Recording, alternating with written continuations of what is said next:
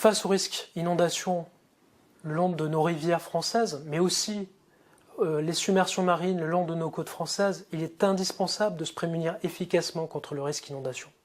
Fort de ce constat est née la société Alto, vouée à réduire la vulnérabilité des industries et des collectivités en zone inondable grâce à des solutions simples, rapides, efficaces.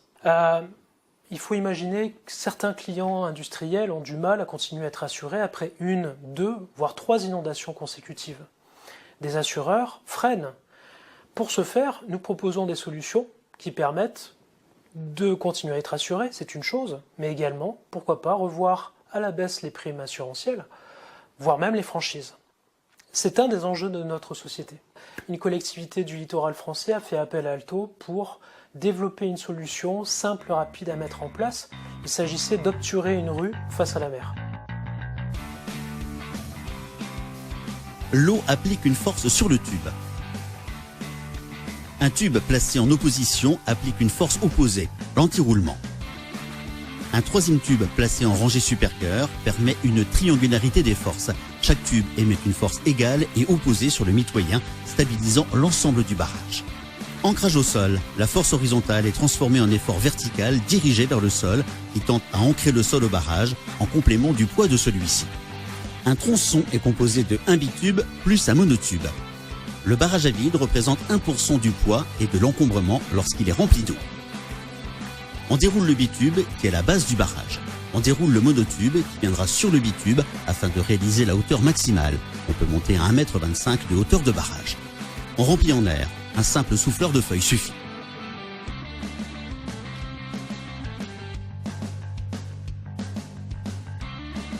On dispose des bitubes gonflés à l'air, puis des monotubes afin d'ériger la hauteur à souhait. On remplit à l'eau, matériel compatible pompier. Le dégazage des valves de sécurité indique un remplissage terminé. Le barrage est rempli. Une fois l'inondation terminée, on effectue la vidange. Vidange par gravité ou par aspiration pour réutiliser l'eau. On ouvre la fermeture éclair progressivement.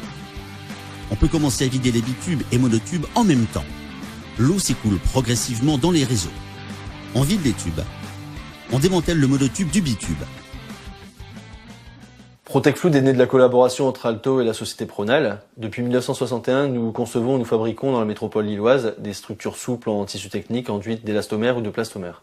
Ces structures souples sont dédiées à des problématiques de levage, de stockage, d'obturation ou encore de sécurité dans des domaines très variés tels l'industrie, l'aéronautique, le monde offshore et le monde nucléaire, mais également la protection civile.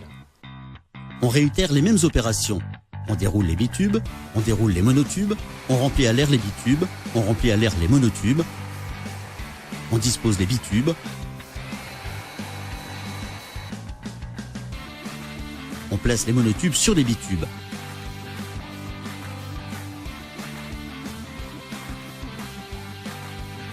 On place les jonctions intertronçons.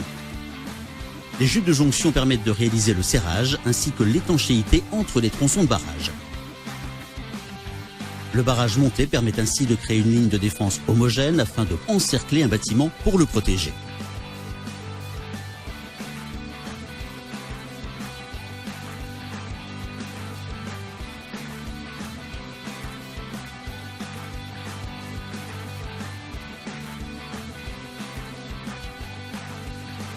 Afin de réaliser la jonction avec un mur, Alto et Pronal ont développé un système d'étanchéité à la jonction avec un mur.